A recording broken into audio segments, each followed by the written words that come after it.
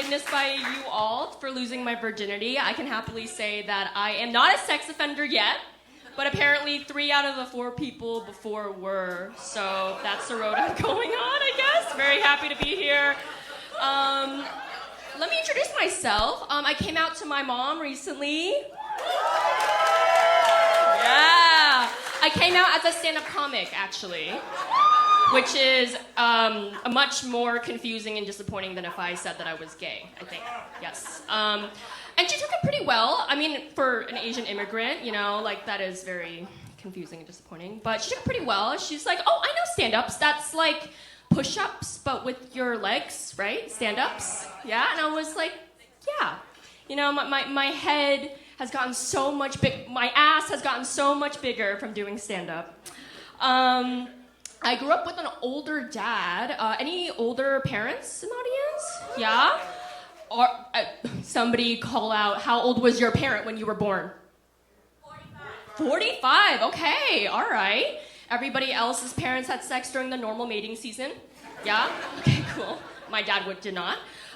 He was born in 1939. Yeah. Crazy, right? So if you're doing the math right now, that means today he is dead. That's how that works. We lost... Oh, sorry, girlfriend. That hit you hard. I'm sorry, girlfriend. She's still reeling. Yeah, so we lost him last year, March of 2023, at the casino. Yeah, sad.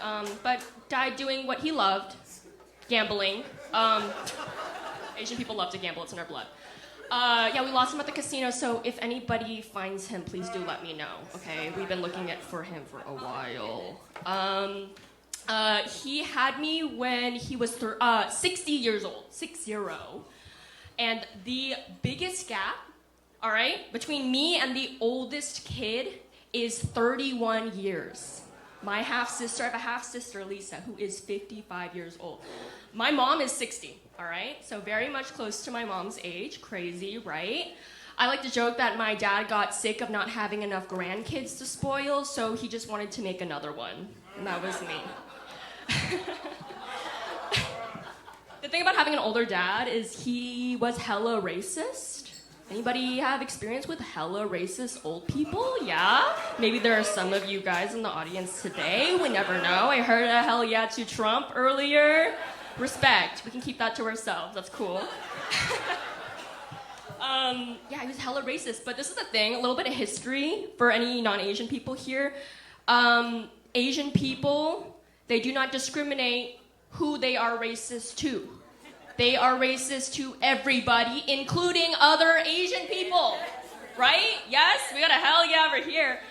Asian people hate other Asian people, all right? Genocide will just do that, no matter how close somebody looks like to you. It'll just do that. So I just remember growing up, I was just so confused. It's like, you're telling me you moved from the other side of the world to this new country, new world, just to reserve your hate for other people who look like you? Like, you're already having it harder. It's harder. It's hard enough as it is, and you're choosing to hate people who look like you. That doesn't make any sense. But then I realized, white people kind of do that too. White people are kind of racist to other white people, and it doesn't make any sense. It's like you're choosing the people who look like you to hate. Like that sounds like a little bit internalized self-hatred. Maybe that deserves a little therapy session. Oh, it got so serious here. I'm sorry, guys. Speaking of therapy, this is my transition into something more fun. Hobbies, anybody? Does anybody like hobbies? Have hobbies?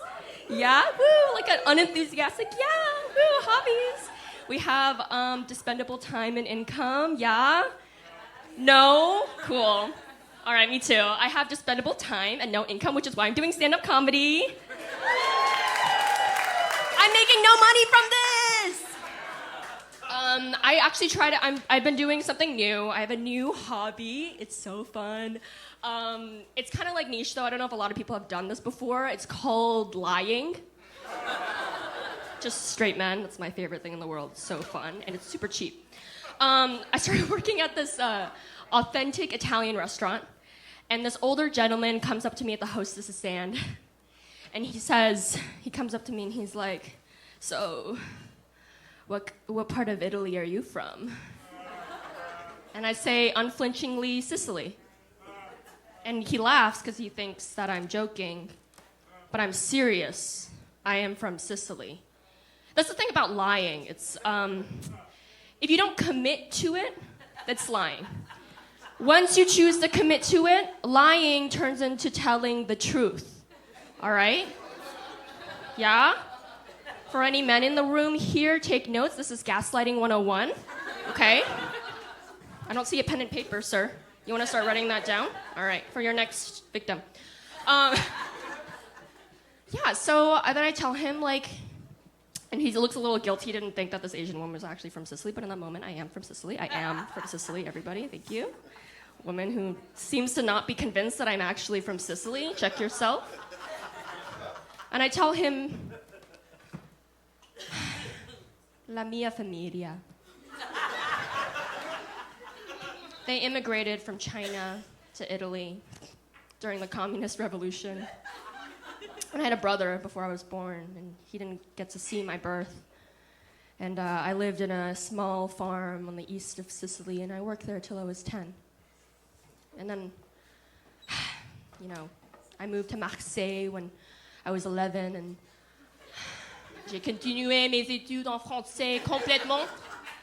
Ouais, toi aussi? Oh, ok, tu comprends. Puis, oh, Montréal. Ok, Marseille, Montréal, c'est pas la même chose parce que tu es québécois. Puis, j'ai décidé que je voudrais être américaine. Okay? So I found myself here, in this Italian restaurant.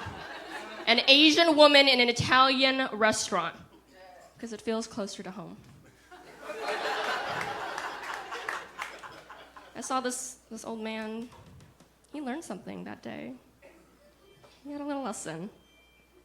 And he decided then and there that he would never approach an Asian woman ever again.